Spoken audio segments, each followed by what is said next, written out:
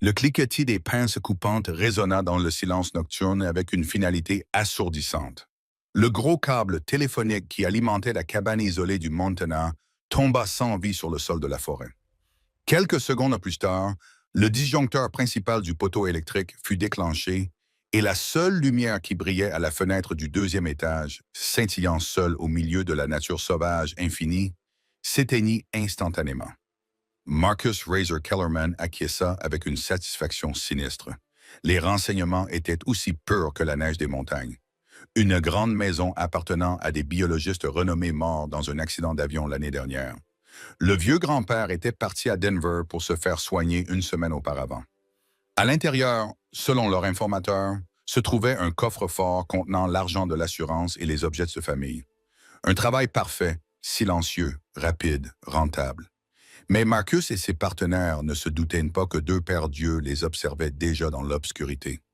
Des yeux qui brûlaient comme de l'or en fusion, appartenant à quelque chose qui n'aboyait pas, ne grognait pas, n'émettait pas d'avertissement, mais attendait simplement avec une patience prédatrice le moment opportun pour défendre ce qu'il aimait le plus. Dans quoi s'étaient-ils embarqués et certains d'entre eux survivraient-ils à cette nuit? Laissez un j'aime et partagez vos impressions dans les commentaires en indiquant la ville depuis laquelle vous nous regardez. Continuons l'histoire. Il y a 2 ans, le monde d'Emma Hartwell s'était effondré en l'espace d'une seule transmission radio. Un petit avion s'était écrasé dans la chaîne de montagnes Bitterroot. Il n'y avait aucun survivant. Le Dr. James et le Dr. Sarah Hartwell, les biologistes les plus respectés du Montana, revenaient d'une expédition de recherche lorsque leur Cessna avait été pris dans une tempête inattendue. À 15 ans, Emma avait perdu non seulement ses parents, mais aussi tout son univers. Son grand-père Samuel, un éleveur buriné par le temps, au regard bienveillant et aux mains arthritiques, avait emménagé dans la cabane isolée de la famille pour s'occuper d'elle. Pendant 18 mois, ils avaient construit une vie tranquille ensemble. Emma poursuivait ses études en ligne tout en rêvant d'entrer à l'école vétérinaire. Samuel lui racontait des histoires du bon vieux temps autour d'une tasse de café le soir. Mais 6 mois plus tôt, son cœur défaillant l'avait contraint à suivre un traitement prolongé à Denver, laissant Emma véritablement seule pour la première fois de sa vie. Ou presque. 3 ans plus tôt, alors qu'Emma avait 14 ans, elle avait découvert un petit chiot blessé qui gémissait dans un piège en acier près de Glacier Creek. La plupart des gens auraient appelé la fourrière. Emma, élevée par des biologistes qui voyaient le sacré dans chaque créature vivante, avait plutôt pris l'animal blessé dans ses bras et l'avait ramené à la maison. Ses parents étaient inquiets. Des tests génétiques ont révélé que le chiot était à 85% un loup gris et à 15% un berger allemand. Mais la détermination d'Emma et la nature douce du chiot les avaient convaincus. Elle l'avait appelé Shadow. Maintenant adulte, Shadow mesurait près d'1 mètre au garrot, son épais pelage noir brillait comme l'eau à minuit, ses yeux bleus glaciers reflétaient une intelligence qui semblait parfois presque humaine. Il n'avait jamais montré d'agressivité envers Emma ou sa famille. Mais les habitants de Cedar Falls murmuraient constamment à propos de l'animal dangereux qui vivait dans les bois. À 3 reprises, le shérif Davidson avait emprunté la route sinueuse de montagne pour avertir Emma des plaintes. Des randonneurs avaient signalé avoir été traqués par un loup énorme. Les poulettes de Mme Patterson avaient été tuées, mais Emma avait immédiatement versé une compensation et construit une clôture plus solide. Une plainte de plus, Emma, avait déclaré Davidson la semaine dernière, le visage buriné et sombre. Une seule de plus et je ne pourrai plus vous aider. Les services de protection de la faune viendraient avec des fusils tranquillisants et ce ne serait pas une mission de sauvetage. Emma comprenait. Dans un monde où les animaux sauvages étaient considérés soit comme des marchandises, soit comme des menaces, il n'y avait pas de place pour une créature comme Shadow, trop sauvage pour la civilisation, trop attachée aux humains pour la vie sauvage. Il existait dans un espace intermédiaire qui rendait les bureaucrates nerveux et les voisins craintifs. Mais pour Emma, Shadow n'était pas un problème à résoudre. Il faisait partie de sa famille, la seule famille qui lui restait. Ce soir-là, alors que le vent d'automne faisait vibrer les planches usées de la cabane et que les branches de pin grattaient contre les fenêtres, Emma était assise à son bureau, en train de terminer un devoir de biologie en ligne. Shadow était couché, recroquevillé sur son tapis préféré à côté de son lit, levant de temps en temps sa grande tête pour la regarder avec ses yeux bleus perçants qui semblaient contenir toute la loyauté et l'amour du monde. Aucun d'eux ne savait que 3 hommes désespérés s'approchaient dans l'obscurité, armés d'outils et d'armes, et convaincus que la cabane n'abritait qu'une adolescente sans défense. Ils n'avaient aucune idée de ce qu'ils allaient déclencher. Emma entendit le bois se fendre en bas et se figea, son crayon suspendu au-dessus de son devoir de calcul. Ce bruit n'était pas normal. Ce n'était pas le craquement familier du vieux bois qui s'assoit, mais le craquement délibéré de quelque chose qui était forcé. Ses oreilles, entraînées par des années de vie et d'isolement dans la nature sauvage, cataloguèrent immédiatement le bruit. Un cadre de fenêtre, probablement dans la cuisine, certainement intentionnel. Elle ne paniqua pas. Ayant grandi en tant que fille de chercheur en faune sauvage, elle avait appris que la panique tuait plus de gens que n'importe quel prédateur. Au lieu de cela, elle ferma tranquillement son manuel et glissa de sa chaise, ses pieds nus silencieux sur le parquet usé. Shadow leva immédiatement la tête, les oreilles dressées, attentifs. Des voix montaient à travers le plancher, masculines, étouffées, confiantes. Au moins 2 hommes, peut-être 3. L'esprit d'Emma passa en revue toutes les possibilités. Les randonneurs perdus ne brisaient pas les fenêtres. Les gardes-chasse s'annonçaient. Il s'agissait d'intrus, et compte tenu de l'éloignement et de l'heure tardive, leurs intentions ne pouvaient être bonnes. Le premier réflexe d'Emma fut d'appeler à l'aide, mais la ligne fixe était coupée depuis 20 minutes. Elle s'en était aperçue lorsqu'elle avait essayé d'appeler son grand-père pour leur check-in quotidien. Son téléphone portable n'avait pas de réseau, comme d'habitude dans cette région reculée des montagnes. Elle était vraiment seule, à 25 km du voisin le plus proche, avec des inconnus qui se déplaçaient dans sa maison. Shadow se leva silencieusement de son tapis, tous les muscles tendus, en état d'alerte. Ses narines se dilatèrent, tandis qu'il reniflait l'air, et un grondement sourd commença à monter du fond de sa poitrine. Ce n'était pas le grognement enjoué de leur jeu de lutte, mais quelque chose de primitif et de dangereux. Emma posa sa main sur son cou, sentant la tension vibrer à travers son corps puissant. « Silence », murmura-t-elle, même si elle savait que cet ordre était inutile. L'intelligence de Shadow lui permettait d'analyser les situations avec une précision étonnante. Il comprenait la discrétion aussi instinctivement qu'il respirait. Des pas se déplaçaient dans la maison en contrebas, accompagnés par la lumière crue des lampes torches qui transperçaient l'obscurité. Emma se glissa jusqu'à la porte de sa chambre et l'entr'ouvrit, tendant l'oreille pour entendre leurs paroles, exactement comme il l'avait dit. Une grande maison, isolée, un vieil homme à l'hôpital, des filles seules. La voix était grave, mature, empreinte d'expérience. « Où est-ce le coffre-fort, Marcus ?»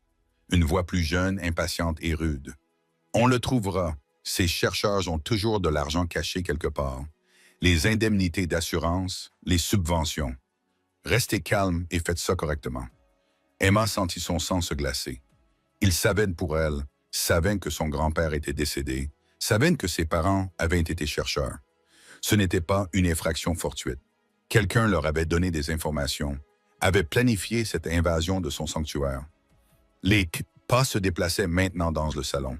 Les faisceaux des lampes torches dansaient sur les murs recouverts des photographies de recherche de ses parents, des images d'ours grizzly, de pumas et de loups, des loups. Le cœur d'Emma se mit à battre à tout rompre lorsqu'elle réalisa ce qui se passerait si ces hommes découvraient Shadow. Ils le considéreraient soit comme une menace à éliminer, soit comme un précieux trophée à capturer et à vendre. Aucune de ces options n'était acceptable. Shadow se pressa contre sa jambe, son corps vibrant d'une énergie contrôlée. Ses yeux bleus glaciers fixés sur la porte de la chambre avec une intensité laser, et Emma pouvait pratiquement sentir qu'il était prêt à passer à l'action. Mais l'action signifierait la violence. Et la violence signifierait les autorités, les enquêtes, les questions sur les raisons pour lesquelles une adolescente vivait seule avec ce que l'État classerait certainement comme un animal sauvage dangereux. Les pas atteignirent le bas de l'escalier. « Allons vérifier à l'étage. S'il y a un coffre-fort, il sera dans une chambre ou un bureau. » La voix de Marcus était maintenant clairement audible. Emma avait peut-être 30 secondes avant qu'il ne la découvre. Son esprit passa en revue les options, chacune pire que la précédente. Se cacher dans le placard. Il fouillerait toutes les pièces, essayer de s'échapper par la fenêtre. La chute de 2 étages lui casserait probablement la jambe, et de toute façon, elle n'abandonnerait pas Shadow. Se battre, elle avait 17 ans et faisait face à plusieurs hommes adultes. Mais lorsque le premier pas crissa sur la dernière marche, Emma réalisa qu'elle avait un avantage que ces intrus ne pouvaient pas anticiper. Ils s'attendaient à trouver une adolescente sans défense et effrayée. Ils ne se doutaient pas qu'elle vivait avec un prédateur de 55 kilos qui mourrait plutôt que de laisser quiconque lui faire du mal. Shadow se dirigea vers la porte, son corps massif bloquant l'entrée.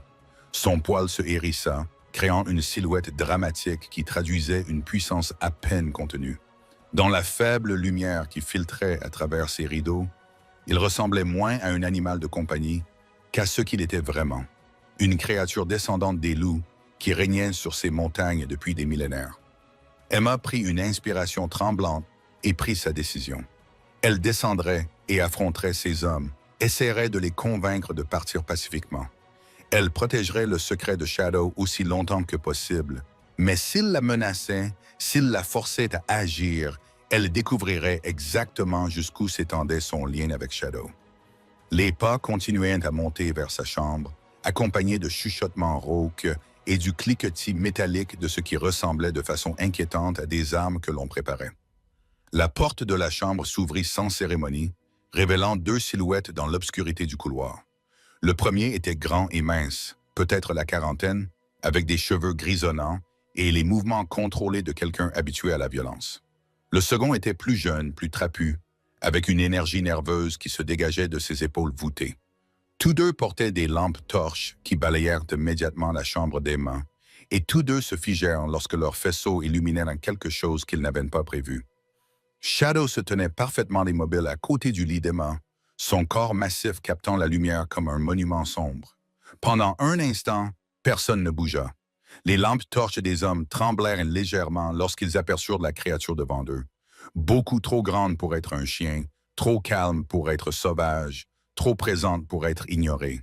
« Bon sang », murmura le plus jeune, sa main se dirigeant immédiatement vers quelque chose à sa taille. « Marcus, c'est un putain de loup. » Marcus, le plus âgé, tendit le bras pour arrêter le mouvement de son partenaire.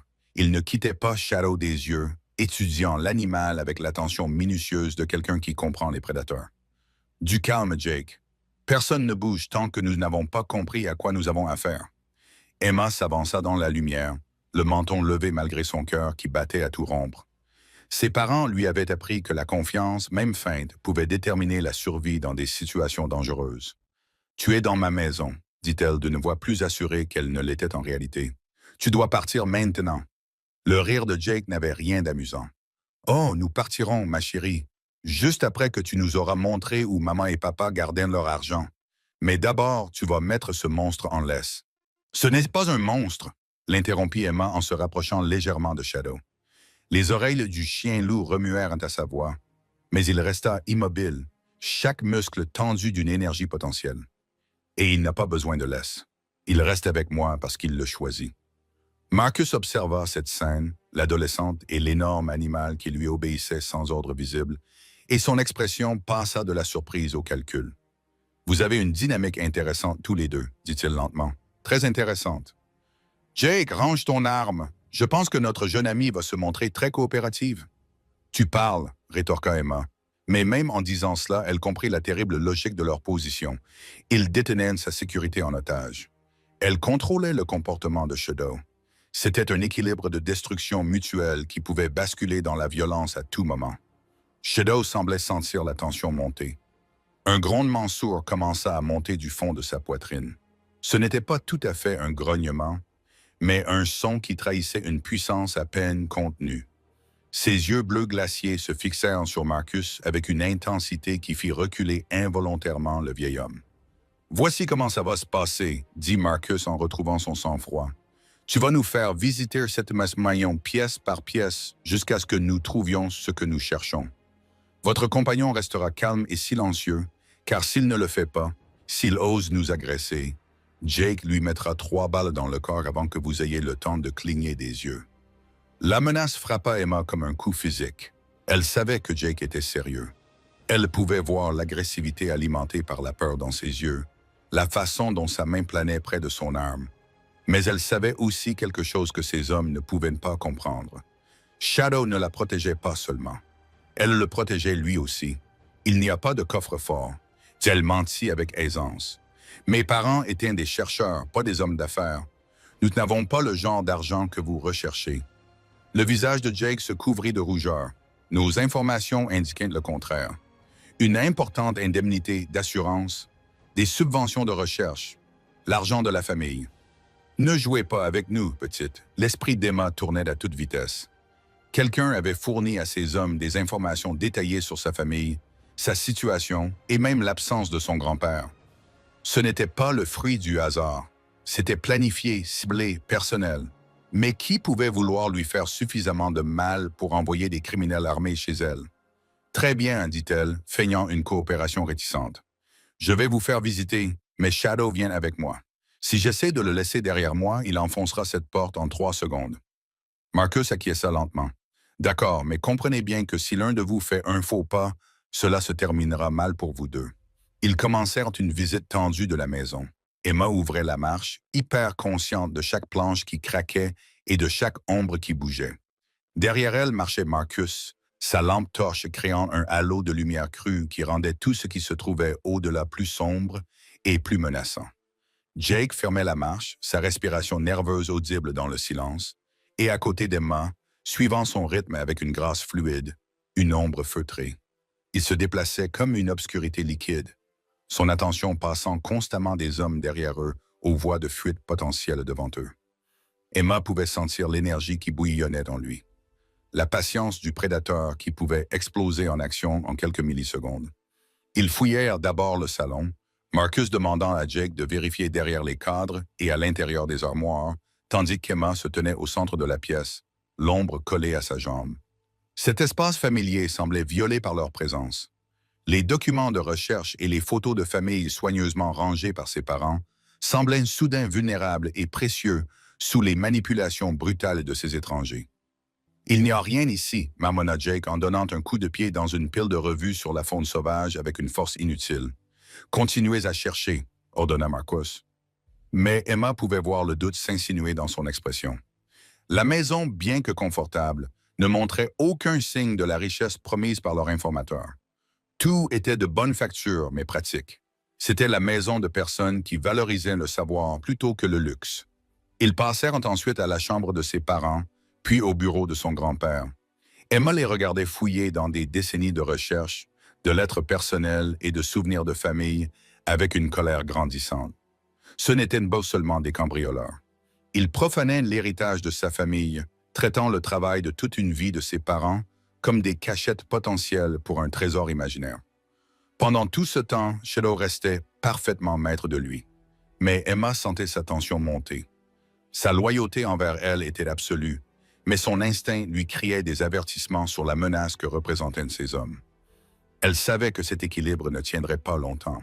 Finalement, la frustration de Jake a atteint son paroxysme. « Où est-il » a-t-il grogné en attrapant le bras d'Emma. « Arrêtez de nous faire perdre notre temps et montre-nous la vraie cachette. » Au moment où ses doigts l'ont touché, tout a changé. Le grondement de Shadow s'est transformé en un grognement qui a rempli la pièce comme un coup de tonnerre. Et Jake s'est retrouvé face à des yeux qui promettaient de la mort s'il bougeait d'un pouce. La main de Jake se retira brusquement du bras d'Emma, comme s'il avait touché de l'acier en fusion. Shadow avait bougé si vite qu'aucun d'entre eux n'avait vu ce qui s'était passé. L'instant d'avant, il se tenait calmement à côté d'Emma. L'instant d'après, il se trouvait entre elle et Jake, son corps massif rayonnant d'une intention meurtrière. La transformation était complète et terrifiante, passant d'animal de compagnie à prédateur suprême en l'espace d'un battement de cœur. « Doucement », dit Marcus, sa voix soigneusement contrôlée. « Que tout le monde reste calme. » Mais Jake avait perdu son calme. Le grognement qui grondait dans la gorge de Shadow réveillait quelque chose de primitif dans le cerveau du jeune homme.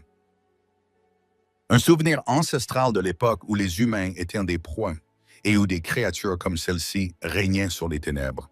Sa main se dirigea instinctivement vers son arme. « Non », dit Emma d'un ton sec. Pas à Jake, mais à Shadow.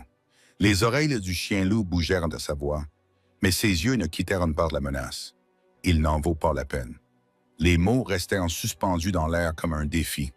Marcus regarda Emma avec un nouveau respect, reconnaissant la force qui se cachait sous son apparence d'adolescente. Ce n'était pas une victime sans défense. C'était quelqu'un qui avait appris à vivre selon les règles de la nature sauvage, où la force et l'intelligence comptaient plus que l'âge ou la taille. « Vous savez quoi ?» dit finalement Marcus. « Essayons une autre approche. Emma, c'est bien votre nom? Pourquoi ne nous parlerais-tu pas de cette maison, du travail de tes parents? Cela nous aiderait peut-être à comprendre ce que nous recherchons vraiment. » Emma soutint son regard. Elle pouvait voir le calcul dans ses yeux, la patience prédatrice qui lui rappelait de manière inconfortable Shadow lui-même. Cet homme était dangereux d'une manière qui allait au-delà de la simple violence. Il était intelligent, expérimenté et suffisamment désespéré pour s'introduire dans une maison isolée. Cette combinaison le rendait plus imprévisible que n'importe quel animal sauvage. « Mes parents étudiaient le comportement des animaux sauvages, dit-elle prudemment. Plus précisément, la réintégration des prédateurs apicaux dans les écosystèmes établis. Ils ont passé 15 ans à documenter la façon dont les loups, les ours et les pumas s'adaptaient à l'empiètement humain sur leur territoire. Et ils gagnaient bien leur vie grâce à ces recherches, demanda Marcus. Emma haussa les épaules. Ils recevaient des subventions, des fonds gouvernementaux, parfois des groupes de conservation privés. Assez pour entretenir cette station de recherche et financer leurs travaux sur le terrain. Mais on ne parle pas ici de millions de dollars, plutôt de suffisamment pour nous permettre de poursuivre nos recherches dans de bonnes conditions. Jake s'agita avec impatience. « C'est Marcus. Notre informateur a dit qu'il y avait beaucoup d'argent ici, des indemnités d'assurance, des héritages familiaux, tout ça. Peut-être que votre informateur s'est trompé, dit Emma. Ou peut-être qu'il a menti. » Le visage de Marcus s'assombrit. « Billy Chen ne me ment pas. Pas s'il veut rester en vie. » Ce nom ne disait rien à Emma, mais elle le nota. Billy Chen, qui qu'il soit, avait fourni les informations qui avaient conduit ces hommes à sa porte. Quelqu'un devrait répondre de cela si elle survivait à la nuit. « Regardez autour de vous, » continua Emma en montrant du doigt le mobilier rustique mais modeste. « Est-ce que cela ressemble à la maison de millionnaires? Mes parents conduisaient un pick-up vieux de 15 ans et achetaient leurs vêtements dans le magasin d'usine de Kalispell. La chose la plus chère dans cette maison est probablement le microscope de mon père. » Shadow s'était légèrement détendu, mais son attention restait concentrée sur les deux hommes. Emma pouvait sentir sa préparation à travers leurs liens. Pas une connexion psychique, rien de surnaturel, mais le genre de communication qui s'était développée entre le prédateur et la meute après des années de confiance absolue. Il suivrait ses instructions, mais il était prêt à recourir à la violence si nécessaire. Marcus s'approcha de la fenêtre et scruta l'obscurité. Endroit isolé, aucun voisin à des kilomètres à la ronde, ligne téléphonique coupée, électricité coupée. Vous comprenez la situation dans laquelle vous vous trouvez, n'est-ce pas? Je comprends que vous empiétez sur une propriété privée et que vous menacez une mineure, répondit Emma. Je comprends aussi que vous êtes sur le point de repartir les mains vides, à moins de trouver quelque chose qui n'existe pas. Jake rit amèrement. Vous êtes terriblement confiante pour quelqu'un dont la vie dépend du calme de cet animal. Shadow n'a pas besoin de rester calme, dit Emma doucement. Il a juste besoin de rester intelligent, et il est très, très intelligent. Comme pour souligner son propos, Shadow se déplaça délibérément vers une position qui lui permettait de voir clairement les deux hommes, tout en gardant Emma derrière lui. C'était un positionnement tactique qui témoignait d'une intelligence bien supérieure au simple instinct animal. Marcus remarqua le mouvement et hocha la tête en signe d'appréciation. « Impressionnant. Depuis combien de temps l'avez-vous? »« 3 ans, répondit Emma, ne voyant aucun mal à dire la vérité. « Je l'ai trouvé blessé alors qu'il n'était qu'un chiot. Mes parents m'ont aidé à le soigner, et les autorités sont au courant. » Emma hésita. C'était un terrain dangereux. Il est enregistré comme hybride de chien-loup. Tout à fait légal dans le Montana avec les permis appropriés. Ce n'était pas tout à fait vrai. Les permis étaient complexes et le pourcentage de loups de Shadow était supérieur à ce que la plupart des réglementations locales autorisaient, mais c'était suffisamment proche de la vérité pour être crédible. Marcus réfléchit néanmoins. J'imagine qu'il y a des gens qui paieraient cher pour un animal comme celui-là. Les collectionneurs, les zoos privés, les centres de recherche pourraient offrir une somme plus importante que celle laissée par vos parents. La menace était subtile mais indéniable. Emma sentit un frisson lui parcourir l'estomac. Ces hommes n'étaient pas seulement là pour l'argent. Ils étaient inflexibles, prêts à prendre tout ce qui avait de la valeur. Et pour certaines personnes, Shadow serait en effet inestimable. Il ne survivrait pas à la captivité, affirma-t-elle avec fermeté. Les animaux comme Shadow s'attachent à une seule personne, à une seule famille. Si vous l'éloignez de son environnement, 2 mois, il mourra de stress ou deviendra vraiment dangereux. Peut-être, acquiesça Marcus, ou peut-être a-t-il simplement besoin d'un entraînement adapté. La cruauté désinvolte dans sa voix fit serrer les poings à Emma. Elle avait entendu des histoires sur ce qui arrivait aux loups et aux chiens-loups qui finissaient dans des collections privées, confinés en permanence, avec un contact humain minimal, et finissaient par sombrer dans la folie à cause de l'isolement et de l'ennui. L'idée que Shadow subisse ce sort était insupportable. « Il y a une autre option, dit-elle d'une voix soigneusement neutre. Vous pourriez simplement partir. Partez maintenant et personne ne sera blessé. Personne n'appellera la police. Vous suivez votre chemin, nous suivons le nôtre. » Jake ricana. « Bien sûr, et je vais vous faire confiance pour ne pas appeler les flics dès que nous serons hors de vue. » Avec quel téléphone? Emma fit un geste vers le téléphone fixe hors service. « Et mon portable ne fonctionne pas ici de toute façon. Le temps que je puisse contacter quelqu'un, vous serez déjà loin. » Marcus l'étudiait à nouveau et Emma voyait qu'il pesait le pour et le contre.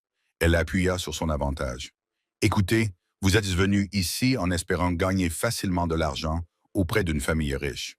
Au lieu de cela, vous avez trouvé une adolescente fauchée avec un animal dangereux. Limitez vos pertes.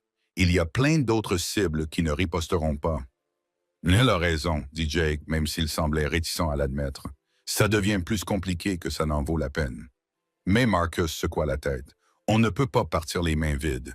Billy Chen me doit beaucoup pour cette mauvaise info, mais ça ne résout pas notre problème immédiat. On est venu ici parce qu'on avait besoin d'argent, et on ne partira pas sans. Il se tourna vers Emma. Voilà ce qui va se passer. Tu vas nous montrer toutes les cachettes de cette maison, chaque planche de parquet détachée, chaque faux panneau, chaque endroit où tes parents auraient pu cacher de l'argent ou des objets de valeur en cas d'urgence, car je te garantis qu'ils n'ont pas mis tout leur argent à la banque. Les gens qui vivent aussi loin de la civilisation gardent toujours quelques ressources à portée de main. Emma eut le cœur serré, car elle savait qu'il avait raison. Il y avait un compartiment secret derrière l'une des étagères du bureau de son père. Ce n'était pas exactement un coffre-fort, mais un espace sécurisé où ses parents conservaient des documents importants, de l'argent liquide en cas d'urgence et les bijoux de sa mère. Pas assez pour satisfaire les attentes de ces hommes, mais suffisamment pour les rendre dangereux s'ils le découvraient. Elle pouvait continuer à mentir, prétendre ne rien savoir, mais Marcus était trop expérimenté pour se laisser berner indéfiniment. Finalement, il menacerait directement Shadow, et elle n'aurait alors d'autre choix que de coopérer. « D'accord, dit-elle finalement. Mais si je vous montre ce que vous voulez voir, vous partez immédiatement après. Vous ne faites aucun mal à moi, ni à Shadow. » Marcus sourit, mais son sourire n'avait rien de chaleureux. « Cela dépend de ce que vous nous montrez, n'est-ce pas? » Ils recommencèrent leur recherche, Emma leur indiquant à contre-cœur les quelques endroits où ses parents avaient effectivement caché des objets de valeur. Une boîte de café derrière le chauffe-eau contenant 300 $ en espèces pour les urgences. Une petite boîte dans la commode de sa mère contenant quelques bijoux modestes, rien de coûteux, mais des pièces ayant une valeur sentimentale qui appartenaient à la famille depuis des générations. Jake était de plus en plus frustré à chaque découverte décevante. Ce n'est que de la petite monnaie. Où est-ce le vrai argent? Il n'y a pas de vrai argent, insista Emma. C'est tout. C'est tout ce qui a de la valeur dans la maison. Mais même en disant cela, elle savait qu'il y avait un autre endroit qu'ils allaient inévitablement découvrir. Le bureau de son père ne contenait pas seulement des livres et des documents de recherche, mais aussi un compartiment secret où étaient conservés les documents les plus importants de la famille. Les certificats de naissance, les polices d'assurance, les testaments de ses parents et, oui, environ 5 000 $ en espèces destinés à couvrir les urgences jusqu'au retour de son grand-père. 5 000 $, ce n'était pas la fortune à laquelle ces hommes s'attendaient, mais c'était suffisant pour leur donner le sentiment que leur voyage n'avait pas été complètement inutile. C'était aussi tout ce qu'Emma possédait au monde. Shadow était resté à ses côtés tout au long de leur nouvelle fouille. son attention passant constamment des deux hommes aux différentes issues de chaque pièce. Emma sentait son inquiétude grandir. Il comprenait que prolonger cette rencontre augmentait le danger pour eux deux, mais il semblait également reconnaître que se précipiter vers la confrontation pourrait avoir des conséquences encore pires. Ils s'approchèrent du bureau de son père, la dernière pièce qu'ils n'avaient pas fouillée minutieusement. Emma sentit le poids d'une découverte inévitable s'abattre sur elle. Une fois que ces hommes auraient trouvé le compartiment secret et son contenu, ils auraient ce qu'ils étaient venus chercher. Mais la laisseraient-ils vraiment partir indemne? Prendraient-ils le risque qu'elle appelle les autorités une fois qu'ils seraient partis? Elle commençait à comprendre que cette rencontre ne pouvait se terminer que de deux façons. Soit ces hommes la laisseraient en vie pour qu'elle puisse les identifier plus tard, soit ils s'assureraient qu'elle n'ait jamais l'occasion de parler à quiconque de cette nuit. La porte du bureau était ouverte devant eux, et Emma savait que ce qui allait se passer ensuite déterminerait si elle et Shadow survivraient jusqu'à l'aube. Le bureau semblait différent des autres pièces, plus lourd en quelque sorte, imprégné des années de passion intellectuelle de ses parents. Des étagères allant du sol au plafond tapissaient 3 murs, remplis de revues de recherche, de guides de terrain et de textes universitaires sur le comportement de la faune sauvage. Le bureau de son père trônait au centre, encore jonché des papiers qu'il était en train d'examiner avant ce dernier vol fatal. Emma eut la gorge serrée en entrant dans cette pièce qui sentait encore légèrement le tabac de sa pape et le thé au jasmin de sa mère. Marcus se déplaçait dans la pièce avec une efficacité professionnelle, son faisceau de lampes torches sondant les coins et examinant la construction des murs. Jake commença à sortir des livres des étagères, les secouant pour voir si quelque chose en tombait, sa frustration grandissant à chaque recherche infructueuse. « Attention !» dit Emma d'un ton sec lorsque Jake manipula brutalement l'un des premiers guides de terrain de sa mère. « Ces livres ont plus de valeur que tout ce que tu trouveras ici. » « Oui, ricana Jake. Combien pour le bon collectionneur? Ce guide Peterson vaut probablement 800 $. Les gravures d'Audubon dans ce portfolio valent plusieurs milliers. » Marcus redressa la tête avec intérêt. Plusieurs milliers pour des images d'oiseaux? Emma acquiesça, réalisant qu'elle venait peut-être de se donner une marge de négociation. Les gravures originales d'Audubon ont une valeur inestimable. Ma mère les a collectionnées pendant plus de 20 ans, rêvant toujours d'en avoir assez pour en faire don au Smithsonian. Jake fouillait déjà dans le portfolio en cuir, sa manipulation brutale faisant grimacer Emma. Ces vieux dessins, on dirait qu'ils sortent d'un livre pour enfants. Ce sont des lithographies colorées à la main datant des années 1840, expliqua Emma en le regardant tenir par les coins une gravure inestimable représentant un grand héron bleu. Celui que vous touchez vaut probablement 1500 $ en bon état, ce qui était le cas avant que vous ne le couvriez de vos empreintes digitales. Marcus examina les gravures avec un intérêt croissant. Contrairement à Jake, il semblait comprendre que la valeur pouvait prendre différentes formes. Faciles à transporter, précieuses, difficiles à retracer. Elles pourraient en fait être meilleures que de l'argent liquide. Elles sont aussi l'héritage de ma mère, dit Emma doucement. Elle a passé des décennies à les collectionner. Elles devaient financer mes études universitaires. Alain, répondit Marcus sans compassion. Il se remit à examiner la structure de la pièce, passant ses mains sur les panneaux muraux derrière les étagères. Shadow s'était posté près de la porte, bloquant efficacement la seule issue tout en gardant les deux hommes dans son champ de vision. Son comportement était devenu de plus en plus tendu à mesure que la fouille se prolongeait, et Emma pouvait voir le stress s'accumuler dans ses épaules raides et le mouvement constant de ses oreilles qui suivait chaque bruit. Marcus s'arrêta devant la bibliothèque contenant les volumes les plus précieux de ses parents, les premières éditions d'Aldo Leopold, Rachel Carson et Jane Goodall. Ses doigts suivirent le bord d'une section, et le cœur d'Emma se serra lorsqu'elle le vit découvrir ce que son père avait espéré garder caché pour toujours. « Eh bien, murmura Marcus en appuyant sur une moulure apparemment innocente. « Qu'avons-nous là? » Le panneau caché s'ouvrit avec un léger clic, révélant un compartiment de la taille d'une boîte à chaussures. À l'intérieur, clairement visible à la lumière de sa lampe torche, se trouvaient des piles de documents soigneusement rangés, une petite boîte en bois et plusieurs liasses de billets attachés par des élastiques. Jake poussa un cri de triomphe. Finalement, je savais que ces chercheurs avaient de l'argent caché quelque part. Emma regarda impuissante Marcus commencer à retirer des objets du compartiment. D'abord les documents, police d'assurance, certificat de naissance, testament de ses parents et titre de propriété. Puis la boîte en bois, qui, Emma le savait, contenait la bague de fiançailles de sa grand-mère, le collier de perles de sa mère et quelques autres bijoux de famille. Pas cher, mais irremplaçable. Enfin, l'argent liquide. 340 $ en billets de différentes coupures, attachés par groupe de 500 avec des élastiques. Tout le filet de sécurité d'Emma, soigneusement économisé par ses parents pour des urgences comme celle-ci. « Voilà qui est mieux », dit Jake en tendant la main vers l'argent.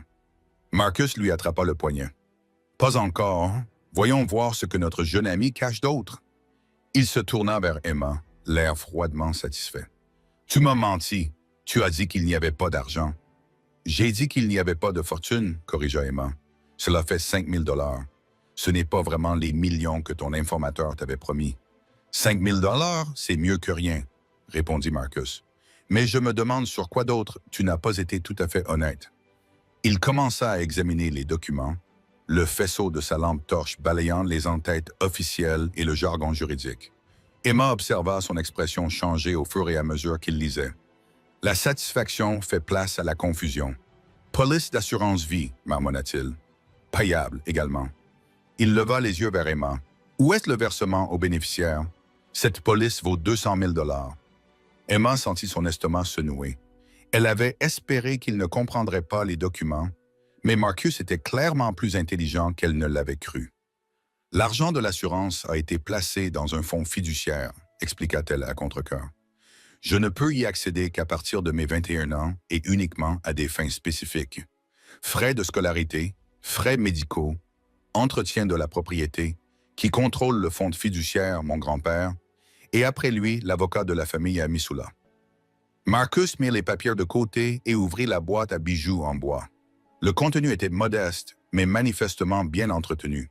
Quelques bagues, un collier de perles, des broches vintage qui avaient appartenu à l'arrière-grand-mère d'Emma. Des bijoux anciens, songea-t-il. Ils pourraient avoir de la valeur pour le bon acheteur. Ce sont des héritages de famille, protesta Emma, dont le sang-froid commençait enfin à se fissurer. La bague de fiançailles de ma grand-mère, les perles de ma mère. Vous ne pouvez pas simplement... Je peux faire ce que je veux. Marcus l'interrompit. Tu sembles oublier que tu n'es pas en position de négocier. Shadow sentit le changement dans l'état émotionnel d'Emma et se rapprocha, son corps massif se pressant contre sa jambe dans un geste de réconfort et de soutien. Ce contact l'aida à se stabiliser, mais attira également l'attention de Jake. « Tu sais quoi ?» dit Jake d'un ton désagréable. « J'en ai vraiment marre de faire semblant que cette chose n'est pas une menace. Nous devrions peut-être nous en occuper avant qu'il ne décide de devenir agressif. Touche-le et tu le regretteras, » dit Emma, sa voix se transformant en un murmure dangereux. Jake rit. « Tu vas m'en empêcher? Toi et quelle armée, petite fille? » « Elle n'a pas besoin d'une armée, » dit Marcus pensivement, étudiant l'interaction entre Emma et Shadow. « Elle a quelque chose de mieux. Dis-moi, Emma, quel est exactement l'entraînement de cet animal? Parce que tout ce que j'ai observé me dit qu'il n'est pas seulement un animal de compagnie. » Emma resta silencieuse, reconnaissant le piège dans sa question. Toute réponse révélerait soit le manque d'entraînement formel de Shadow, le rendant imprévisible et dangereux, soit ses capacités spécialisées qui pourraient amener Marcus à le considérer comme encore plus précieux. Le traitement du silence? Marcus haussa les épaules. Très bien, mais voici ce que je pense. Je pense que tes parents ne se sont pas contentés d'étudier les loups. Ils en ont élevé un, probablement illégalement et certainement dangereusement. Et je pense que tu as vécu ici avec une arme que la plupart des gens ne peuvent même pas imaginer. Il mit l'argent dans sa poche et referma le coffret à bijoux. Jake, range ses empreintes, manipule-les avec précaution. Si elles valent vraiment ce qu'elle dit, nous ne voulons pas endommager notre marchandise. Vous volez tout mon héritage, dit Emma, essayant de ne pas laisser transparaître son désespoir dans sa voix. Cet argent était destiné à me permettre de survivre jusqu'au retour de mon grand-père. Ces bijoux sont tout ce qui me reste de ma famille. Vous auriez dû y penser avant de nous mentir, répondit Marcus. De plus, considérez cela comme une leçon de vie. Le monde n'est pas juste et parfois, De mauvaises choses arrivent à de bonnes personnes. Tes parents ont appris cette leçon lorsque leur avion s'est écrasé. Maintenant, c'est ton tour. La cruauté désinvolte de ces mots frappa Emma comme un coup physique. Ce n'était pas seulement du vol, c'était une torture psychologique délibérée, destinée à briser son moral et à s'assurer de sa soumission. Elle sentit la colère monter en elle, brûlante et dangereuse. Shadow la ressentait aussi. Son grognement était désormais plus grave, vibrant à travers le plancher. Ses yeux bleus glaciers fixaient Marcus avec une intensité prédatrice. Et pour la première fois depuis le début de ce cauchemar, Emma vit une véritable peur traverser le visage de l'homme plus âgé. « Ça suffit, » dit Marcus en portant la main à son arme. « Rappelez-le, il n'attaque personne, » répondit Emma, même si elle sentait que Shadow était prêt à exploser de violence. Il réagit simplement à l'atmosphère émotionnelle qui règne dans la pièce. Les loups sont très sensibles au stress et à l'agressivité. « Alors je vous suggère de détendre l'atmosphère, » dit Marcus. « Parce que si cet animal fait un seul geste agressif, Jake va l'abattre, et nous aurons alors une conversation très différente au sujet de votre avenir. » Emma comprit la menace implicite. Sans Shadow, elle serait complètement impuissante face à ces deux hommes. Ils pourraient lui faire tout ce qu'ils voulaient, prendre tout ce qui leur plaisait et la laisser en vie ou la tuer selon leur bon vouloir. Mais elle comprit aussi quelque chose que Marcus ne comprenait pas. Shadow n'était pas seulement son protecteur. Il était sa famille. Le lien qui les unissait allait bien au-delà de l'entraînement ou de l'obéissance. C'était une loyauté de meute forgée par 3 années de confiance absolue et de dépendance mutuelle. Si ces hommes faisaient du mal à Shadow, Emma trouverait un moyen de leur faire payer.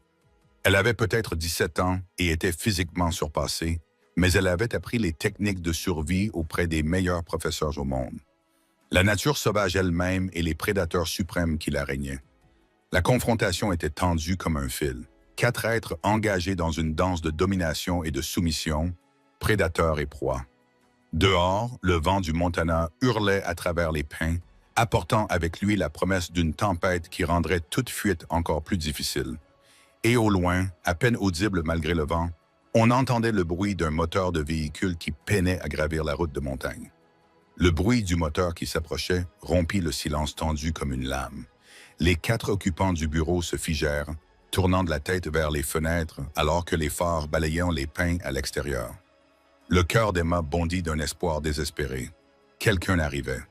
Les secours arrivaient.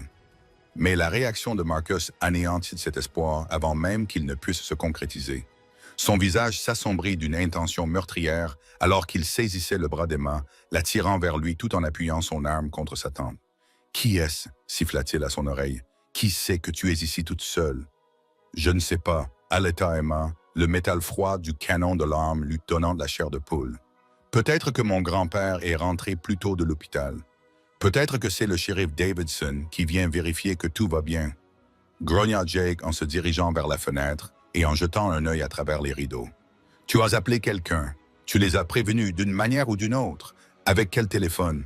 rétorqua Emma, la voix tendue par le bras pressé contre sa gorge. « Tu as coupé les lignes fixes, tu te souviens? Et il n'y a pas de réseau ici. » Shadow était passé en mode alerte maximale en voyant Marcus attraper Emma. Son grognement se transforma en un grondement profond qui emplit la pièce, ses lèvres se retroussant pour révéler des dents qui semblaient capables de broyer des os. Chaque muscle de son corps puissant était prêt à attaquer, retenu uniquement par des années de discipline et sa confiance absolue dans le jugement d'Emma. « Rappelle-le » aboya Marcus en appuyant plus fort le pistolet contre le crâne d'Emma. « Tout de suite, ou je vais peindre ces murs avec ta cervelle. »« Shadow, attends !» parvint à dire Emma, bien que le mot sortit étranglé. Le grognement du chien-loup ne diminua pas, mais il resta en position. Tout son être était concentré sur l'homme qui menaçait le chef de sa meute. Le véhicule à l'extérieur se rapprochait, son moteur désormais clairement audible malgré le vent. Jake jeta à nouveau un coup d'œil à travers les rideaux, le visage pâle de panique. « C'est un vieux pick-up, » dit-il. « Je ne vois pas qui conduit, mais ils viennent clairement ici. » « Ça pourrait être n'importe qui, » marmonna Marcus, son esprit passant en revue toutes les possibilités. « Un voisin qui vient voir d'où vient le bruit. Un livreur. Bon sang, ça pourrait même être un touriste perdu. » « Ou ça pourrait être les flics, » dit Jake, sa voix montant vers l'hystérie. Et si elle les avait appelés d'une manière ou d'une autre? Et si tout ça n'était qu'un piège? Emma sentit Marcus la serrer plus fort à mesure que son désespoir grandissait. Les hommes désespérés faisaient des choix stupides. Et les choix stupides dans une situation avec prise d'otage signifiaient généralement que des gens mouraient. Elle devait désamorcer la situation avant que la panique ne le pousse à appuyer sur la gâchette. « Écoute, » dit-elle aussi calmement que possible, avec un pistolet pointé sur sa tête. « Si j'avais eu un moyen d'appeler à l'aide, tu ne crois pas que je l'aurais fait il y a des heures? Qui que ce soit, cette personne n'est pas là à cause de moi. » Le moteur du camion devint plus bruyant, puis commença à ralentir à l'approche de la cabane. À travers la fenêtre du bureau, ils pouvaient voir les phares balayer la cour avant, éclairant les meubles d'extérieur que ses parents avaient construits à la main et les mangeoires qui attiraient encore chaque matin les mésanges et les citelles. « Il s'arrête, » murmura Jake, la voix tendue par la peur. La respiration de Marcus était devenue superficielle et rapide contre l'oreille d'Emma. Elle pouvait sentir la sueur de sa paume qui agrippait son épaule, pouvait sentir l'odeur âcre de l'adrénaline et du désespoir. Il perdait le contrôle, et quand des hommes comme Marcus perdaient le contrôle, la violence suivait inévitablement. Dehors, une porte de camion claqua. Des pas crissèrent sur l'allée de gravier, lents et délibérés. Puis une voix usée et familière retentit dans la nuit. « Emma, tu es là, ma chérie. J'ai vu que le courant était coupé et je voulais m'assurer que tu allais bien. » Le cœur d'Emma faillit s'arrêter. Cette voix appartenait à Walt Patterson, son voisin le plus proche et l'une des rares personnes à savoir qu'elle vivait seule. Walt avait 73 ans, souffrait d'arthrite et n'était absolument pas préparé à ce qui l'attendait. « C'est un de tes amis ?» Marcus murmura, son ton indiquant clairement que la vie de Walt était désormais aussi menacée que celle d'Emma. « C'est juste un voisin, » souffla Emma. « Un vieil homme qui vient parfois voir si je vais bien. Il ne sait rien. Il ne représente aucune menace pour vous. » « Tout le monde est une menace maintenant, » répondit Marcus d'un ton sinistre. Les pas de Walt traversèrent le porche. Ils l'entendirent essayer d'ouvrir la porte, constater qu'elle était verrouillée, puis frapper avec une inquiétude croissante. « Emma, ton camion est là, mais la maison est plongée dans le noir. Tu es blessé? Dois-je appeler le shérif Davidson? » Jake regarda Marcus avec des yeux hagards. « Il faut qu'on parte d'ici. Si ce vieil homme appelle les flics... »« Tais-toi et laisse-moi réfléchir, » s'écria Marcus. Mais il n'y avait pas le temps de réfléchir. Walt frappait de plus en plus fort et il pouvait l'entendre se déplacer sous le porche, probablement à la recherche d'un autre moyen d'entrer ou vérifiant les fenêtres à la recherche de signes indiquant que quelque chose n'allait pas. C'est alors que Shadow prit sa décision. L'énorme chien-loup avait observé l'interaction avec une intelligence prédatrice, lisant le langage corporel et le niveau de tension de chacun dans la pièce. Il comprenait mieux la dynamique de la meute que la plupart des humains ne comprenaient la politique. Et il comprit que la situation actuelle était intenable. Quelqu'un allait mourir si rien ne changeait. Et le chef de sa meute était en danger de mort immédiat. Sans autre avertissement qu'une inspiration à peine audible, Shadow se précipita à travers la pièce. Il n'attaqua pas Marcus directement. Cela aurait risqué de blesser Emma dans la lutte. Au lieu de cela, avec la précision calculatrice d'un prédateur au sommet de la chaîne alimentaire, il visa Jake, qui se tenait le plus près de la fenêtre, son arme à la main, mais sans viser immédiatement Emma. 55 kilos de muscles et d'os frappèrent Jake à la poitrine, le projetant en arrière contre la bibliothèque avec une force écrasante. Des livres tombèrent en cascade autour d'eux tandis que Jake hurlait, un cri de terreur pur qui déchira la nuit comme une sirène. Son arme vola, glissa sur le parquet et disparut sous le bureau du père d'Emma. L'attaque dura peut-être 3 secondes, mais ces 3 secondes changèrent tout. Marcus se retourna vers le bruit, son arme s'éloignant de la tête d'Emma pendant un instant, suffisamment longtemps pour qu'elle puisse se jeter sur le côté, se libérer de son emprise et plonger vers le sol. « Shadow, arrête !»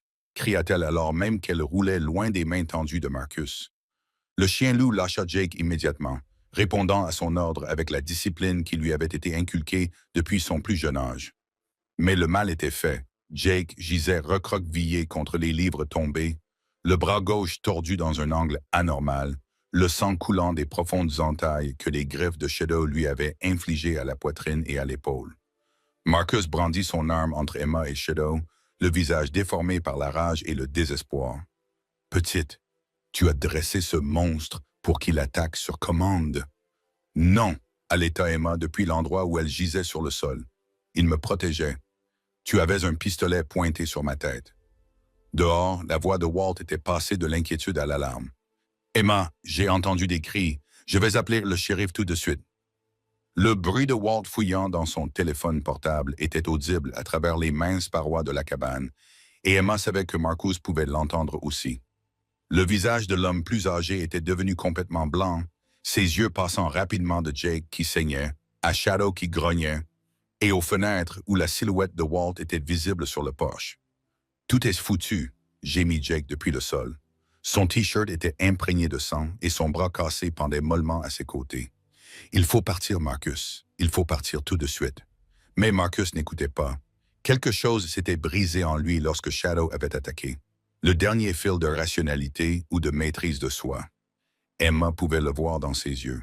Le regard d'un homme qui avait franchi une ligne qu'il ne pouvait plus franchir, qui avait tout perdu et n'avait plus rien à perdre. Il leva son arme et Emma sut avec une clarté cristalline qu'il avait l'intention de la tuer, elle, Shadow, et probablement Walt aussi. 3 meurtres pour couvrir un vol qui avait mal tourné. 3 vies perdues parce que Billy Chen lui avait donné de mauvaises informations sur le paiement d'une assurance. « Marcus, non, » dit-elle en essayant de garder une voix calme. « Ça ne doit pas se passer comme ça. Tu peux encore t'en sortir. »« Non, » répondit Marcus d'une voix étrangement calme. « Je ne peux vraiment pas. » Dehors, il pouvait entendre la voix paniquée de Walt parler au répartiteur du 911, signalant des cris et une possible violence à la cabane Hartwell. Les secours arrivaient, mais Emma savait qu'ils n'arriveraient pas à temps. Shadow s'accroupit entre Emma et Marcus, chaque partie de son corps rayonnant d'une intention meurtrière. Ses yeux bleus glaciers ne quittaient pas l'arme dans la main de Marcus, et Emma comprit que son compagnon bien-aimé se préparait à se sacrifier pour lui sauver la vie. Tous les 3, la jeune fille, le chien-loup et le criminel désespéré, se faisaient une face dans les ruines du bureau de son père, tandis qu'à l'extérieur, un vieil homme tentait frénétiquement de les sauver tous. Le temps s'étira comme du caramel avant que Marcus n'appuie sur la gâchette. Emma pouvait voir son doigt commencer à se crisper, pouvait voir le calcul dans ses yeux alors qu'il choisissait entre la vissure L ou Shadow en premier. La mathématique du meurtre, froide et précise, excessive. Mais à cet instant cristallin avant que la violence n'éclate, quelque chose d'inattendu se produisit. Walt Patterson, 73 ans et arthritique, enfonça la porte d'entrée d'un coup de pied si violent qu'il fit trembler toute la cabane. Emma, rugit-il à travers la maison, faisant appel à ses 30 années d'entraînement militaire que la plupart des gens avaient oubliées. « Où es-tu, ma fille? » Marcus hésita, son attention partagée entre les menaces immédiates dans la pièce et cette nouvelle variable qui venait bouleverser ses plans soigneusement élaborés. Cette hésitation lui coûta tout. Shadow n'hésita pas. Marcus étant distrait et son arme ne pointant plus directement Emma, le chien-loup vit son opportunité et la saisit avec une précision prédatrice. Il ne se jeta pas sur le corps de Marcus, mais sur sa main armée, refermant ses mâchoires autour de son poignet, avec une force suffisante pour briser l'os. Marcus hurla tandis que le pistolet s'envolait, son doigt appuyant instinctivement sur la gâchette et tirant un coup de feu sauvage dans le plafond. Le plâtre pleuvait tandis qu'il tombait en arrière. Le poids de Shadow le plaqua au sol, tandis que ses puissantes mâchoires maintenirent leur emprise sur son poignet. « Shadow, lâche !» cria Emma en se relevant précipitamment. Le chien-loup lâcha immédiatement prise et recula, le museau ensanglanté, mais le regard calme et maître de lui. Il avait fait exactement ce qui était nécessaire, ni plus ni moins. Marcus gisait sur le sol, serrant son poignet mutilé, des larmes de douleur et de rage coulant sur son visage. Walt apparut dans l'embrasure de la porte et Emma fut stupéfaite de le voir tenir un vieux fusil à double canon avec la main sûre de quelqu'un qui savait exactement comment s'en servir. « Eh bien, que je sois damné, » dit Walt en observant la scène devant lui. « Emma, ça va, ma chérie? »« Ça va, » répondit Emma, bien que sa voix trembla encore sous le choc. « Walt, comment as-tu... » « 20 ans dans les Marines, ça ne s'oublie pas comme ça parce qu'on vieillit, » répondit Walt d'un ton sinistre. « Quand j'ai entendu ce cri et vu que ta maison était plongée dans le noir, j'ai su que quelque chose n'allait pas. » Il garda le fusil pointé sur Marcus tout en jetant un coup d'œil à Jake, blessé. « J'ai prévenu le shérif Davidson. Il sera là dans 20 minutes avec des renforts. » Marcus essaya de s'asseoir, le visage gris de douleur et de perte de sang. « Vous ne comprenez pas, allaita-t-il. Cette chose est un loup. Un fichu loup sauvage qui vit dans cette maison. Elle a menti à tout le monde. » Le visage buriné de Walt resta impassible. « Mon garçon, je connais Shadow depuis qu'Emma l'a trouvé quand il était petit. La moitié du comté le sait. Nous savons aussi qu'il n'a jamais fait de mal à personne qui ne le méritait pas. Il nous a attaqués. J'ai mis Jake depuis sa position contre la bibliothèque sans avoir été provoqué. Vous étiez juste en train de vous introduire dans la maison d'une adolescente au milieu de la nuit. » L'interrompit Walt avec ses armes. « Après avoir coupé son électricité et ses lignes téléphoniques, n'insultez pas mon intelligence en prétendant être une victime. » Emma se déplaça vers Shadow, passant ses mains sur lui pour vérifier s'il était blessé. Il se pencha vers elle et elle sentit la tension quitter progressivement ses muscles alors que le danger immédiat était passé. Mais elle savait que leur problème était loin d'être terminé. « Walt, dit-elle doucement, quand le shérif arrivera, ils voudront emmener Shadow. C'est exactement le genre d'incident qui leur donnera des raisons de le faire détruire. » Walt acquiesça d'un air sombre. « J'y pense depuis que j'ai appelé. Emma, il y a quelque chose que tu dois savoir à propos de ce soir, à propos de la raison pour laquelle ces hommes sont venus ici. » Il garda son fusil braqué sur Marcus, mais s'adressa directement à Emma. « J'ai posé quelques questions après avoir entendu l'appel au 911. Il semble que Billy Chen ait raconté à qui voulait l'entendre que ta famille était riche, parlant d'indemnités d'assurance et d'argent caché. Ces types n'étaient pas les seuls à s'y intéresser. » Emma sentit son estomac se nouer. « Tu veux dire qu'il pourrait y en avoir d'autres? C'est possible. Ce qui signifie que même si nous passons cette nuit, tu ne seras peut-être plus en sécurité ici. » Marcus rit amèrement depuis le sol. « Tu crois que ça s'arrête avec nous? Billy doit de l'argent à des gens très dangereux.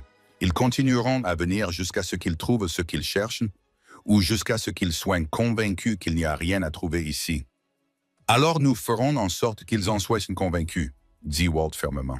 « Emma, je sais que c'est la maison de ta famille, mais tu devrais peut-être envisager d'autres options, au moins jusqu'à ce que tout cela soit terminé. » Le bruit des sirènes commença à résonner dans la vallée montagneuse, devenant de plus en plus fort. Emma ressentit un mélange de soulagement et d'angoisse. Les secours arrivaient, mais l'heure de vérité aussi. Tout allait changer après cette nuit. L'ombre se pressa contre sa jambe et elle enfonça ses doigts dans son épaisse fourrure. Quoi qu'il arrive ensuite, ils y feront face ensemble. Mais en regardant autour d'elle le bureau détruit de son père, les livres éparpillés partout, le sang sur le sol, les biens précieux de sa famille volés ou endommagés, elle comprit que son ancienne vie touchait à sa fin. « Il y a autre chose, » dit Walt, d'une voix plus douce à présent. « Ton grand-père m'a appelé hier. Son traitement s'est mieux passé que prévu. Il sortira de l'hôpital demain. » Les yeux d'Emma se remplirent de larmes. Il rentre dans la maison. « Oui, et quand il arrivera, il découvrira tout cela. Il apprendra pour Shadow, pour le cambriolage, pour le fait que tu vis seul ici. » L'expression de Walt était bienveillante mais sérieuse. Il était peut-être temps d'avoir une conversation honnête sur l'avenir. Les sirènes étaient désormais très proches et ils pouvaient voir les lumières rouges et bleues commencer à clignoter à travers les arbres. Marcus avait perdu connaissance à cause de la perte de sang et de la douleur, tandis que Jake continuait à gémir doucement à cause de ses blessures. « À maman, » dit Walt d'un ton pressant, « quand le shérif Davidson arrivera, tu lui raconteras exactement ce qui s'est passé. N'essaie pas de protéger qui que ce soit, ni de minimiser quoi que ce soit. Ces hommes ont fait éruption chez toi et ont menacé ta vie. Shadow t'a défendu, ni plus ni moins. Mais les réglementations du comté me laissent m'occuper des réglementations. » L'interrompit Walt. « J'ai une certaine influence dans cette communauté et il existe des moyens de gérer ce genre de situation. L'important, c'est que toi et Shadow surviviez à cette nuit et à tout ce qui suivra. » La première voiture de patrouille a pris le virage de l'allée, ses phares inondant la cabane d'une lumière blanche aveuglante. Emma a pris une profonde inspiration et s'est redressée. Elle avait 17 ans, était orpheline et vivait seule dans la nature sauvage avec un chien-loup que la plupart des gens considéraient comme dangereux. Elle avait été volée, menacée et traumatisée. Mais elle était en vie. Shadow était vivant. Et contre toute attente, ils avaient survécu. Alors que les bottes du shérif Davidson résonnaient sous le porche, Emma se fit une promesse. Quoi qu'il arrive ensuite, enquête, audience, obstacles bureaucratiques, elle ne les laisserait pas la séparer de Shadow. Il lui avait sauvé la vie ce soir, mais plus que cela, il était sa famille, le dernier lien avec ses parents et la vie qu'ils avaient construite ensemble dans ce sanctuaire montagneux isolé. La porte s'ouvrit et le shérif Davidson entra dans le chaos qui avait autrefois été le bureau de son père. Son expression était sombre lorsqu'il vit les hommes blessés, le sang et l'énorme chien-loup qui se tenait protectivement à côté de l'adolescente. « Eh bien, Emma, dit-il doucement, on dirait que nous avons une situation assez délicate ici. »« Oui, monsieur, répondit Emma, la voix calme malgré tout, mais ce n'est pas ce que vous pensez. » 3 mois plus tard, Emma se tenait dans le même bureau où sa vie avait failli prendre fin. Mais tout était différent à présent. Le trou laissé par la balle dans le plafond avait été rebouché et repeint. De nouveaux livres remplissaient les étagères où d'autres avaient été endommagés de manière irréparable. Plus important encore, la pièce ne semblait plus hantée par la violence. Elle avait retrouvé son identité de lieu d'apprentissage et de découverte. Le shérif Davidson était assis en face d'elle, à son bureau restauré. Mais ce n'était pas un interrogatoire. Aujourd'hui, il venait lui annoncer une nouvelle qui allait changer sa vie à jamais. Le conseil du comté avait voté à l'unanimité, dit-il en faisant glisser un document officiel sur la surface en bois poli. Shadow avait été officiellement classé comme animal de compagnie thérapeutique plutôt que comme prédateur sauvage. Cette désignation était assortie de conditions strictes, mais cela signifiait qu'il pouvait rester avec elle en toute légalité. Les mains d'Emma tremblaient lorsqu'elle prit les documents. Après 3 mois d'audience, d'évaluation et de querelles bureaucratiques, elle avait presque perdu espoir. La nuit du cambriolage avait déclenché une cascade d'enquêtes impliquant les services de contrôle des animaux, les services de protection de l'enfance, la gestion de la faune sauvage et même le FBI, en raison de la nature interétatique des activités criminelles de Marcus. « Qu'est-ce qui les a fait changer d'avis ?» demanda-t-elle, même si elle pensait connaître la réponse. « Plusieurs choses, » répondit Davidson avec un léger sourire. Le témoignage de Walt Patterson a eu un poids significatif.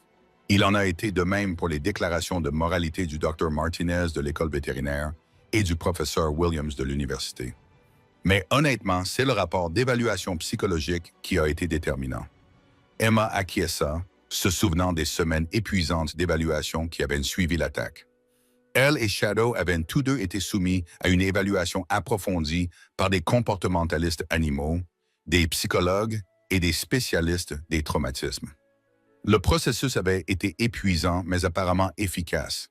Le Dr Rebecca Santos avait présenté des arguments convaincants, poursuivit Davidson.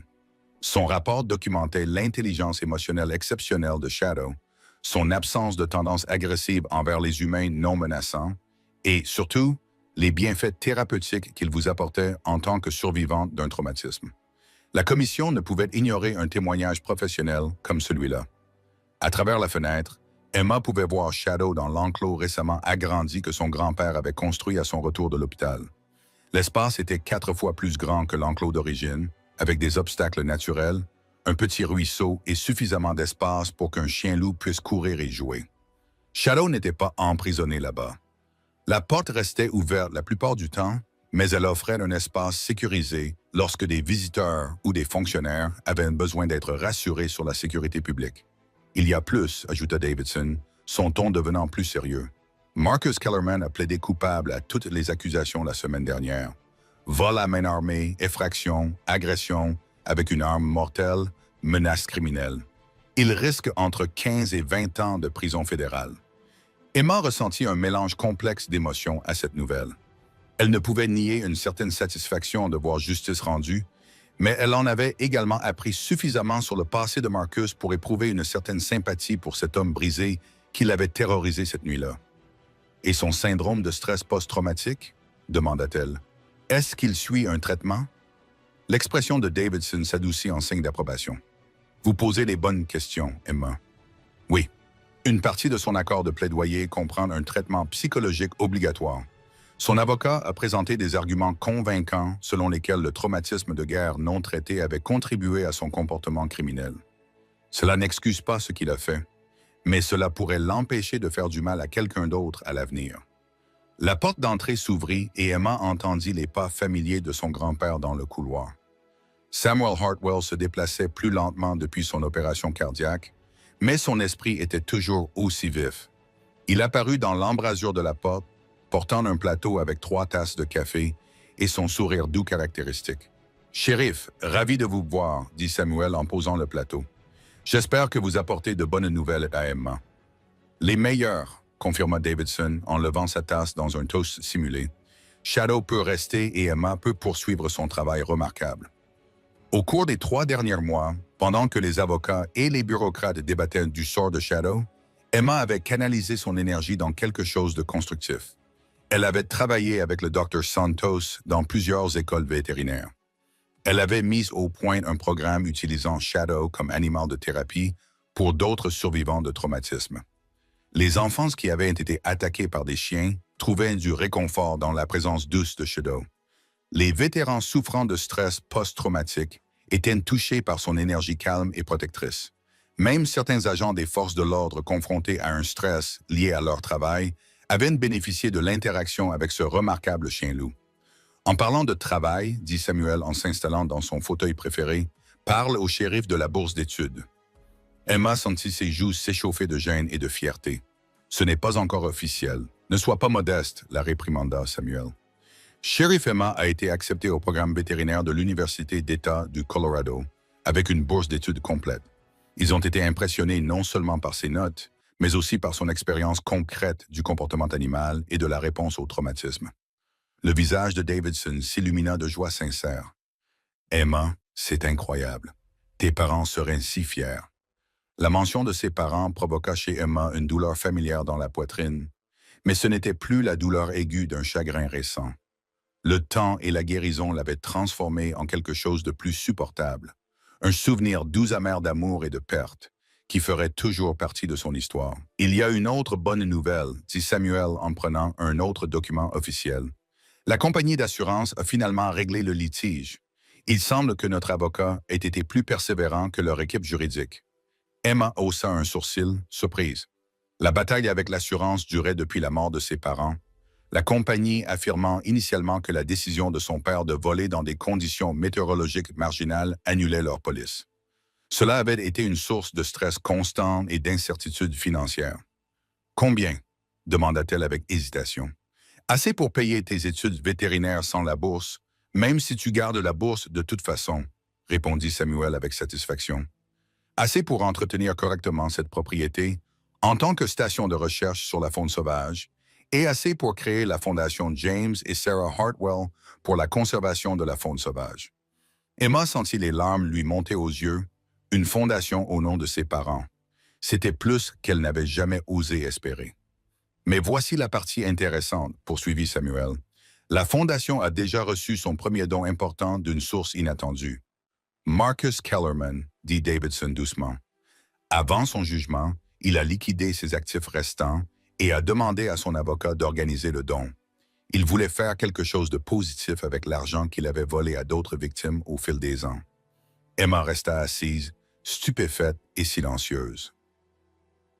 L'homme qui l'avait terrorisé, qui avait failli détruire tout ce qu'elle aimait, avait trouvé un moyen de contribuer à l'héritage de ses parents. C'était un geste de rédemption qu'elle n'aurait jamais pu imaginer. « Il y a une lettre, » ajouta Davidson, en sortant une enveloppe de la poche de sa veste. « Il voulait que vous l'ayez. » Les doigts tremblants, Emma ouvrit l'enveloppe et lut la note manuscrite qu'elle contenait. « Emma, je sais que je n'ai pas le droit de te demander pardon, et je ne te le demande pas. Ce que je t'ai fait est impardonnable, mais je voulais que tu saches que te rencontrer et te suivre a changé quelque chose en moi. Tu m'as montré ce qu'est la vraie force, pas celle qui vient de la violence et de l'intimidation, mais celle qui vient de l'amour, de la loyauté et du refus d'abandonner même quand tout semble perdu. J'espère que cet argent t'aidera à poursuivre le travail de tes parents. Le monde a besoin de plus de gens comme eux et comme toi, Marcus. » Emma plia soigneusement la lettre et la mit de côté. Elle aurait besoin de temps pour digérer les émotions complexes qu'elle suscitait, Mais pour l'instant, elle se contentait de s'asseoir avec son grand-père et le shérif Davidson, de boire un café et de faire des projets pour un avenir qui semblait enfin plein de possibilités. Shadow apparut à la porte ouverte, ses yeux bleus glaciers balayant la pièce, avant de se poser sur Emma avec une dévotion indéniable. Elle lui fit signe et il vint poser sa tête massive sur ses genoux. « Vous savez, dit Davidson en observant la scène avec une affection évidente, je pensais autrefois que garder un chien-loup était la chose la plus dangereuse qu'une personne puisse faire. Maintenant, je pense que vous séparer aurait été la véritable tragédie. » Dehors, le coucher de soleil du Montana peignait les montagnes de nuances dorées et cramoisies, et Emma ressentit un profond sentiment de paix l'envahir. Elle avait survécu à la perte, au traumatisme et aux batailles bureaucratiques. Elle avait sa famille, son grand-père qui l'aimait, et son fidèle compagnon qui avait tout risqué pour la protéger. Plus important encore, elle avait trouvé sa raison d'être. Le nom Hartwell continuerait à être synonyme de conservation de la faune sauvage, de recherche scientifique et de liens indestructibles entre les humains et le monde naturel. Alors que le poids chaud de Shadow s'installait plus confortablement contre sa jambe, Emma sourit et commença à planifier la journée du lendemain. Parfois, les liens les plus profonds dans la vie ne viennent pas du sang ou du mariage, mais d'une survie partagée et d'une loyauté inconditionnelle. L'histoire d'Emma nous rappelle que la famille n'est pas toujours celle avec laquelle nous sommes nés. Parfois, c'est ceux qui choisissent de rester à nos côtés lorsque le monde s'assombrit. À 17 ans, face à des intrus armés, elle a découvert ce que beaucoup d'entre nous apprennent trop tard. Que l'amour n'est pas seulement un sentiment, c'est la décision de protéger ce qui compte le plus, même lorsque le prix à payer semble insupportable. La dévotion farouche de Shadow envers Emma reflète le genre de loyauté dont nous rêvons tous. Quelqu'un qui voit notre valeur lorsque nous ne la voyons pas nous-mêmes. Quelqu'un qui refuse de nous abandonner même lorsque la peur serait justifiée. Le retour de son grand-père, le courage de Walt, même le geste final de rédemption de Marcus. Ces moments nous montrent que la guérison est possible à tout âge, qu'il existe une seconde chance même après les pires trahisons. Alors que nous abordons les derniers chapitres de notre vie, le courage d'Emma nous pousse à nous demander qui sont les ombres dans nos vies, les âmes loyales qui ont mérité notre protection et surtout, quelles sont les vies que nous enrichissons de notre amour féroce et inconditionnel. Quelle amitié ou quel lien inattendu vous a surpris par sa force au fil des ans? Comment montrez-vous votre loyauté à ceux qui comptent le plus dans votre vie? Partagez votre histoire dans les commentaires ci-dessous.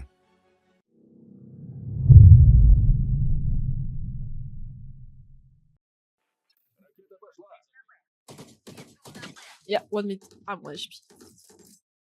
Fade very low, I think.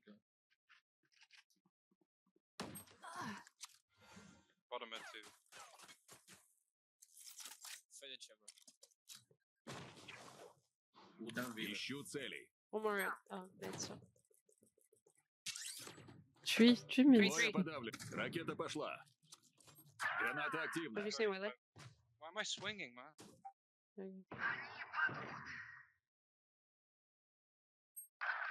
That's Okay, fine. Whale hit 105, Bait hit 130. Are they going towards me? I think it might still go A. Smoke B. No, B, B, B, no, B. 30 секунд. Planting. Спайк установлен. They know I'm flanking. На вынос. They don't know about Reyna yet. They do. Oh, I triggered a trip.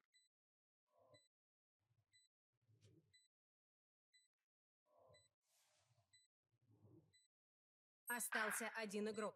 Whale main.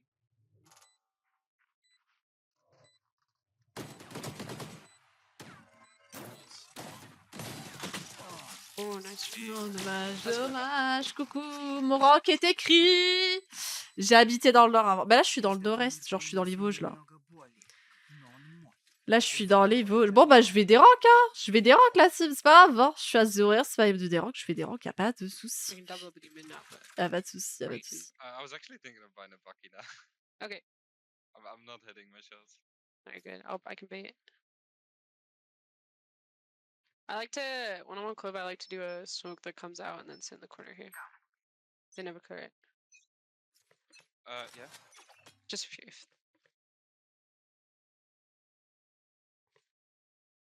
A main, one step. Chamber.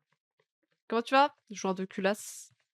Bienvenue sur live, mes petits chats, comment vous allez? Pushing A. Ракета Non, запущена. non. ouh. One in pocket. Запускаю дрон. Остался один враг. Один подавлен. Минимум за Oh, Nice, good nice. God, thanks for the god spot right now. They Oops. never clear it. No, they didn't. The Fate Dog didn't even see me. Hell yeah. Et vous savez qu'on pouvait, vous pouvez la rendre reject si vous spammez le... Thank you. Maybe if you hear some steps. Je veux pas des rocks. Pensez, je des rocks. Je veux pas des rocks. Ah, je pense en français en vrai parce que je vis en France, tout est en français, mon PC il est en français, tu sais, genre tous mes amis sont français, tout est français, du coup, je pense en français. Поиграть захотелось. Поиграем. A lot mid guys. Yeah. Ракета пошла. Oh, Запускаю дрон. Mais c'est vrai que bah, avant quand j'étais en Russie, à l'école en Russie, je pensais en russe. I just leave. Mais maintenant que je suis tout le temps en France avec des gens français, tout le temps, tout est en français, bah je pense en français. Smoking bottom bed. Oui, bah ouais, j'ai mis du blanc exprès. Après, le blanc, c'est pas compliqué, hein. C'est juste blanc, quoi. Mais ouais, j'ai fait exprès de mettre du blanc. T'as remarqué, j'ai fait exprès, j'ai mis du blanc parce que je me suis they dit, smoked it, but bon, qu'est-ce qu'il va être blanc Je vais mettre du blanc, quoi. Hey, can you run A far? Fade's still mid. Comment vous allez, mes petits chats? Bonjour à tous. Watch out, Link Clove. Yeah. Oh, 3 bottom mid. I'm stuck. I'm gonna blind. He has all. There's 2 bottom mid. 80 on Clove. On A.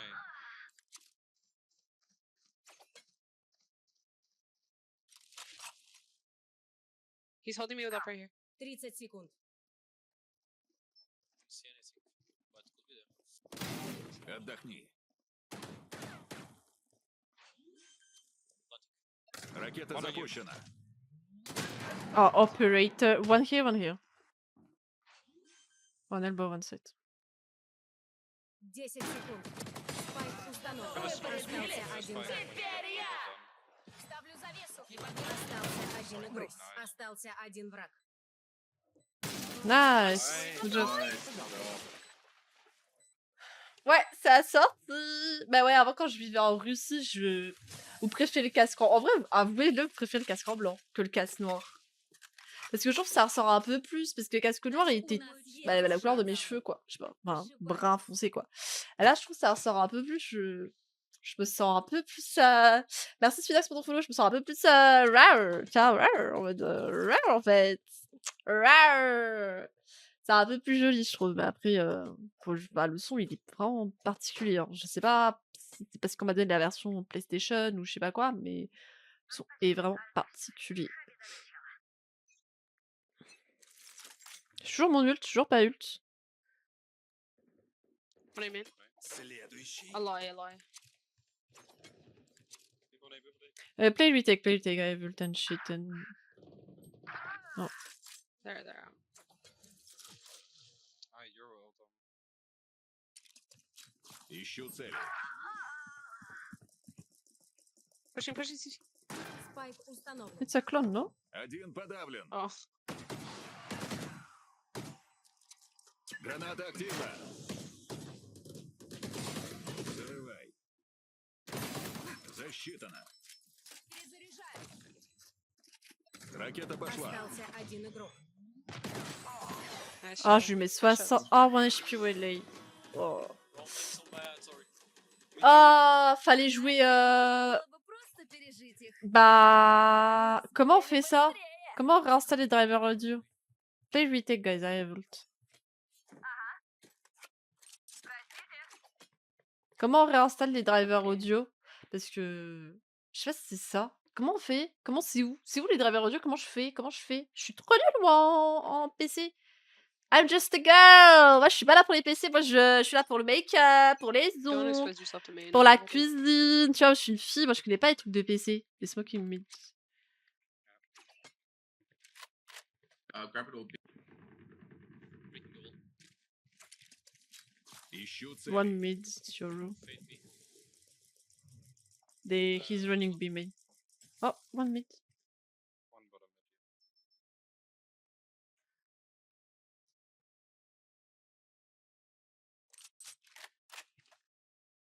Y'a personne en A en fait. Fade and Clover beaming. Nobody A. Coming out, coming out. Wait. Just play safe, please. Sorry, push me. That was Ракета пошла. I don't think they even have a chamber trap. Ракета запущена. Остался один враг. Спайк на might be Б. elbow. No info. Oh, side. No, side on side. 115. 115. Low. 30 секунд. Nice. Такая вот работа. Allez, William. Привыкайте. That's okay. Ah ouais? Ok, parce que j'ai peur, imagine, je casse tout et j'ai plus de son du tout et je cache mon, et je cache mon PC. Je casse mon PC. Je sais pas parler aujourd'hui. Je casse mon PC, imagine. Can you play mid club? I play side.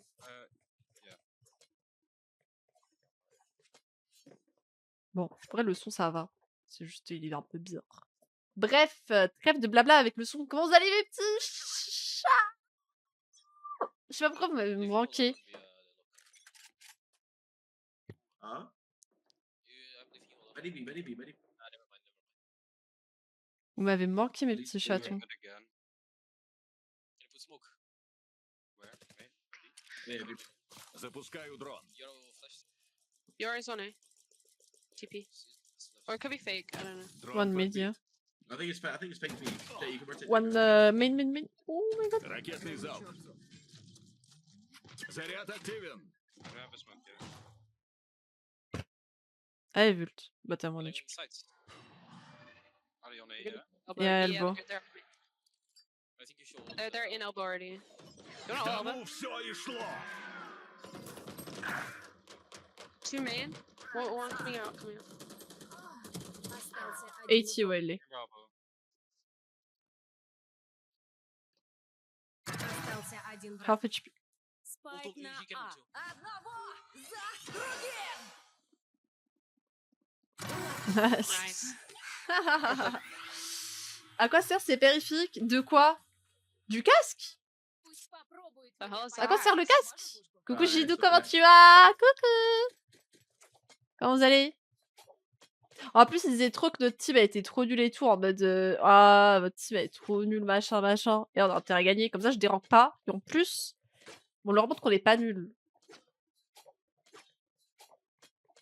Je suis pas bottom, en plus j'étais bottom. Dès que je me suis un peu focus sur le jeu, ça va un Go peu try mieux. getting there.